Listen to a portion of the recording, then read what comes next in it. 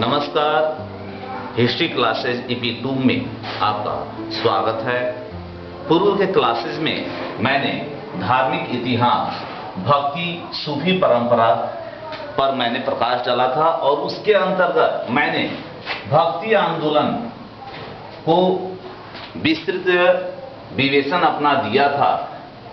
और आज के क्लासेस में मैं सूफी परंपरा के ऊपर मैं आज प्रकाश डालूंगा। और इस सूफी परंपरा के अंतर्गत हम लोग देखते हैं कि भारत के सिंध क्षेत्र में इस्लाम का जो आगमन जो हुआ था वो कब 712 ईस्वी में। और किसके? मुहम्मद बिन कासिम।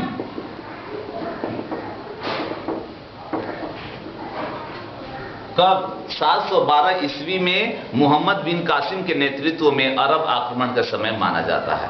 और 1206 ईस्वी में भारत में दिल्ली सल्तनत की स्थापना हुई। कब? 1206 में क्या? दिल्ली सल्तनत की स्थापना।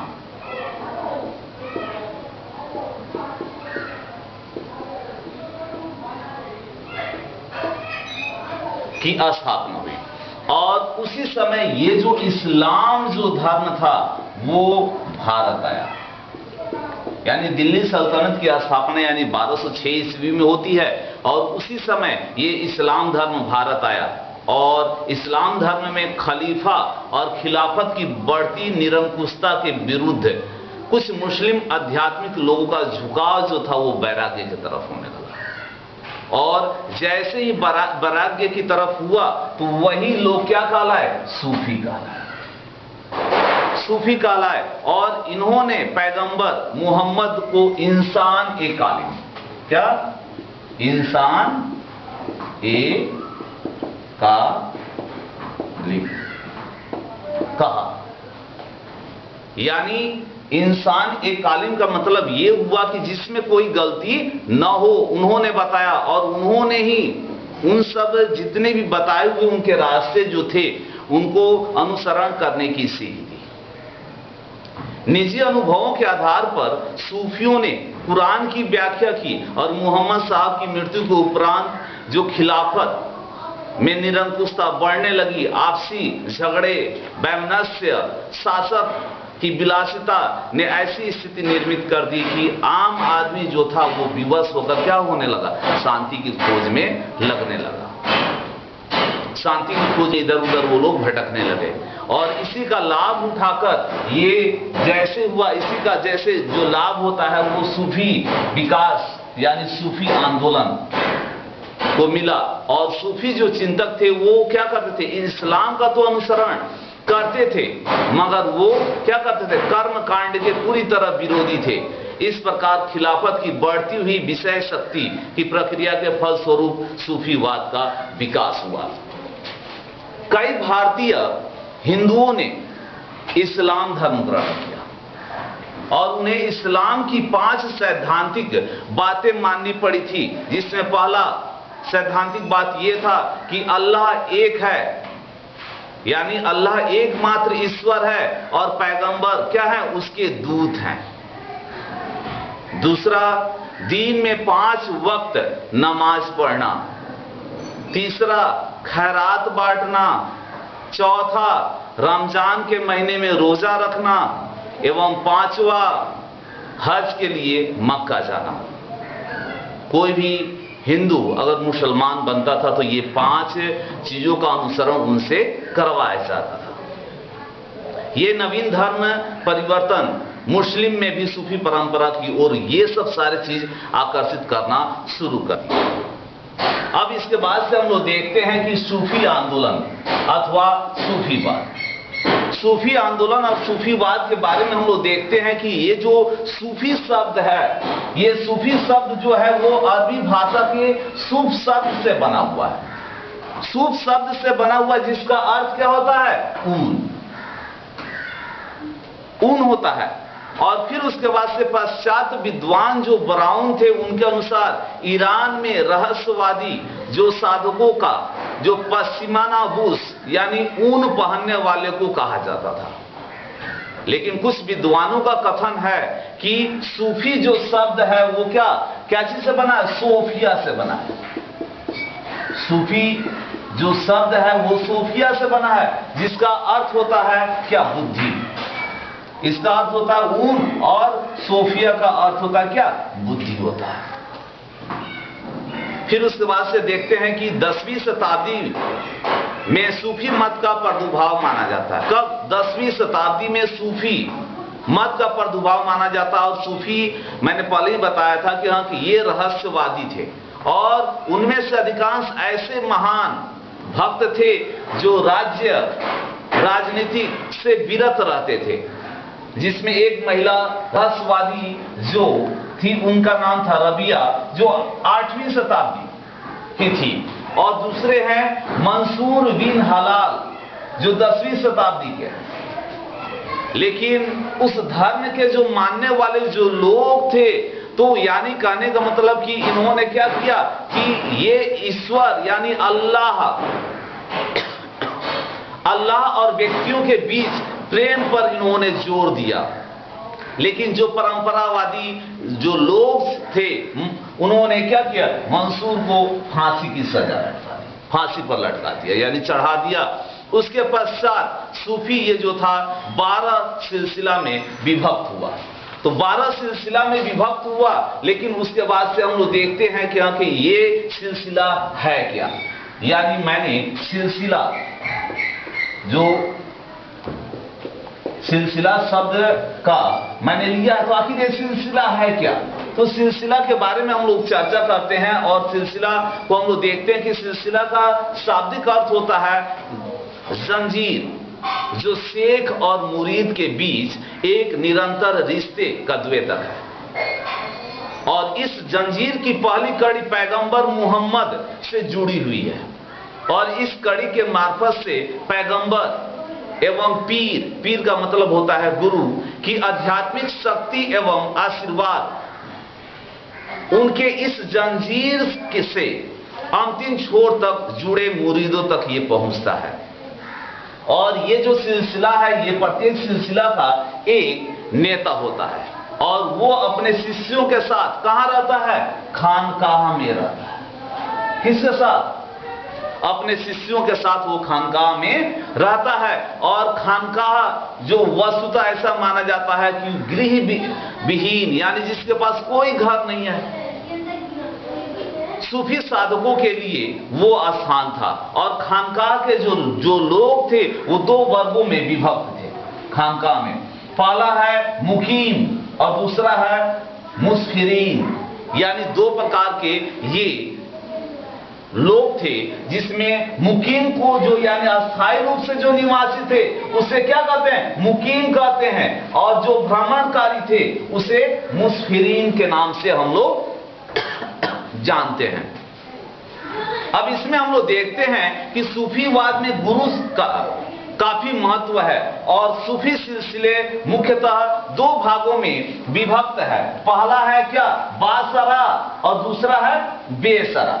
बासरा में हम लोग देखते हैं कि जो इस्लाम के विधान को मानकर चलते थे उसे बासरा कहते थे। मैंने पहले बताया कि जो इस्लाम के विधान को मानकर जो चलते थे उसे क्या कहते थे?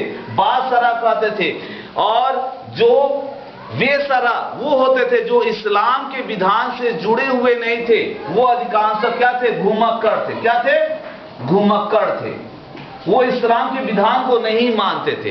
इस प्रकार ये थे सूफी सिलसिला 2 भागों में विभक्त था, बासरा और दूसरा बेसरा। बासरा को मैंने बताया था कि ये जो थे वो इस्लाम के विधान को मानकर चलते थे, लेकिन बेसरा के जो लोग जो थे वो इस्लाम के विधान को नहीं मानते थे, और बल्कि ये क्या थे? घुमक्कड़ प्रवृत्ति के। सूफीवाद में चिश्ती एवं सुहारवर्दी जो सिलसिले हैं वो विशेष रूप से उल्लेखनीय हैं। मैंने पहले ही बताया, सबसे इंपॉर्टेंट है चिश्ती एवं सुहारवर्दी सिलसिला। किसमें? सूफीवाद में। तो इसमें हम लोग देखते हैं चिश्ती सिलसिला को। तो चिश्ती सिलसिला के बारे में हम लोग देखते हैं, तो भारत में चिश्ती संप्रदाय का जो प्रवर्तक जो है ख्वाजा मुइनुद्दीन चिश्ती को माना जाता है। किसको माना जाता है? भारत में चिश्ती संप्रदाय का प्रवर्तक ख्वाजा मुइनुद्दीन चिश्ती को माना जाता है। और ये कब? 1192 में। कब? 1192 में ये भारत आए थे और उन्होंने सन 1236 तक, कब? 1236 तक उन्होंने उपदेश दिया। उन्होंने क्या दिया? उपदेश दिया। और अजमेर में इनकी प्रसिद्ध दरगाह है। कहां पर? अजमेर। अजमेर शरीफ में इनकी प्रसिद्ध दरगाह है। और इन्हें मोहम्मद गोरी ने सुल्तान उल हिंद, क्या चीज? सुल्तान उल हिंद की उपाधि दी गई थी। यानी इसका अर्थ ये हुआ हिंद का आध्यात्मिक गुरु की इन्होंने उपाधि दी थी। और उन्हीं के शिष्य हैं जिनका नाम है शेख कुतुबुद्दीन बख्तियार काकी। किसके? ख्वाजा मुइनुद्दीन चिश्ती के शिष्य हैं, जो अगला प्रवर्तक वही हुए।